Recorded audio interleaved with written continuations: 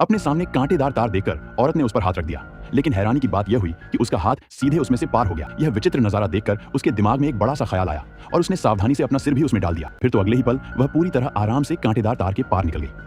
इससे पहले कि वह कुछ समझ पाती, सामने का नजारा देखकर वह चौंक गई और झटपट एक कूड़ेदान के पीछे छिप गई। असल में उसने एक दुर्घटनाग्रस्त उड़न तश्तरी एलियन स्पेसशिप देखी थी और दो काले कपड़ों में लोगों को एक एलियन अंतरिक्ष यात्री गाड़ी में धकेल रहा था। उत्सुकता के वश में होकर वह जल्दी से सड़क किनारे एक टैक्सी पर कूदी और ड्राइवर से उस काली गाड़ी का पीछा करने को कहा। जल्द ही वे एक बड़ी इमारत के पास पहुंचे। औरत ने दरवाजा खोला, पूरी कोशिश की कि वह शांत और सामान्य दिखे। अंदर दाखिल हुई और वहां बैठे चौकीदार अंकल को स्वाभाविक तरीके से नमस्ते भी कह दिया। उसने सोचा भी नहीं था कि चौकीदार अंकल उसे अपना समझकर बिना सिर उठाए अंदर जाने दे देंगे। इस तरह वह आसानी से जांच में पास हो गई और उस रहस्यमयी संस्था में घुस गई जिसके बारे में कहानियां सुनी जाती थी।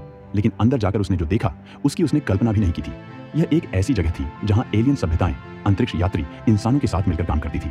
इससे पहले कि वह कुछ समझ पाती, बेस अड्डे में घुसपैठ का अलार्म बज उठा और औरत पकड़ी गई। लेकिन फिर उसने सबसे हैरान करने वाली बात देखी। उन्होंने उसे सजा देने की बजाय उसे नौकरी पर ही रख लिया। वह संयोग से उस संस्था की सदस्य बन गई और वजह सिर्फ इतनी थी कि वह पहली व्यक्ति थी जिसने इस तरह से सीधे तार पार करके उनके अड्डे में घुसपैठ की थी।